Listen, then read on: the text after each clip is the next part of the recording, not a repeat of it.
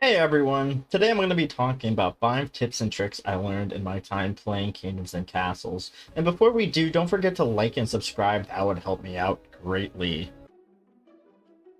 So there isn't really a name to these tricks, I'm just making up things as I go. So this tip slash trick is pretty simple, however I will caution you to not do this on folly mode because this will use up your stone really quickly and you have better things to do with it. So pretty much first step is get your cemetery, and all you have to do is place it where you want and then make additional grave sites for it. So let's do this, just like that. And then step number 2, you have to wait for it to be completely filled up, and then and then all you have to do is just delete. Now, I will caution you, all you have to do is delete the cemeteries. Do not accidentally delete the cemetery caretaker building because this is important. And as you can see, nothing there. And when you do this, there will be no dead bodies left over. So all you have to do now is just rebuild, and there you go. And yeah, that's pretty much it, since I learned that trick while playing, and it's a simple thing like I said. And it can be helpful if you're not good at keeping people alive, pretty much. So throughout my playthroughs, I learned that gates are horrible, and it would be best not to use them at all. Now, you might be wondering why. Well, early game, I learned that if you keep your treasury open, you will have a higher chance for them to go for it, rather than your buildings. This right here. And that's good, because all you want to do is just place 1 to 2 towers by your treasury, and then it would make quick work of all the Vikings in the area. And like I said, they have a higher chance, it's not guaranteed. So another kind of side tip is that when you don't use gates, you don't really have to ever worry about ogres. Now, again, unless you completely wall off your castle, they will spawn.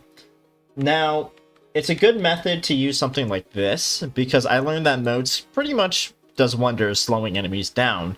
And if you kind of have a setup like this, it kind of funnels all the enemies into one point, and then you can really use this to your advantage because the moat already slows them down significantly, and all you need is 1 to 2 towers to utterly annihilate some Viking groups, and then keep some ballistas on the side, and then you can make quick work of any catapults in the area too. So this is kind of my preferred method now when I make walls or anything of the sorts, especially late game, to prevent ogres from destroying my walls and creating additional points of entry so Vikings can come in and destroy my whole base.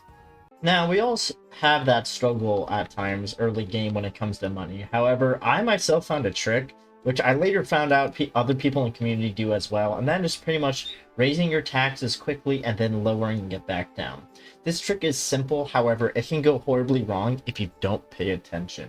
So all you need to do is, once your treasury is available, and you have some decent homes like this, is raise your taxes all the way up to 60%, and then paying attention to your happiness, once it gets down to roughly about 35 to 40%, lower it back down your taxes to 0 to 10% and repeat the process once your villagers' happiness get back to normal levels. And that's pretty much it, unless you don't pay attention, and next thing you know, the villagers are raising your castle instead of your money. Now, a lot of people know that dragons in this game can be a pain and they love wrecking your base, but there's one thing they love even more than just destroying your overall base, and that is your farms. Now, I noticed this myself, but also found out while watching other people gameplays that people don't know that dragons will most likely target your farms unless it's the black dragon, in which they will target your defenses instead. But this is pretty much to keep aware, or especially for you new people, to keep your ballistas near your farm, and then maybe keep them by your archer towers, because the black dragons also love causing havoc on these little guys too. I kind of cleverly found this out when I was recording, but if you plan on fighting the AI and don't like wrapping your ship around the AI's island, then here's a better strategy that works even better by making a diplomat. They are currently immune to enemy attacks, but even more importantly, they can be used to explore and scout the enemy's island. That can give you great information, because this can give you the enemy's locations of their troops, but then also their defensive positions. So when you're going up against an AI and you rather just make a Diplomat, I highly recommend that instead of wrapping your ship around and then just hoping for the best you find it.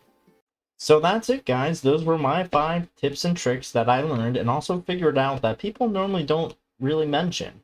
And hey, if you got this far to the end, thank you for watching.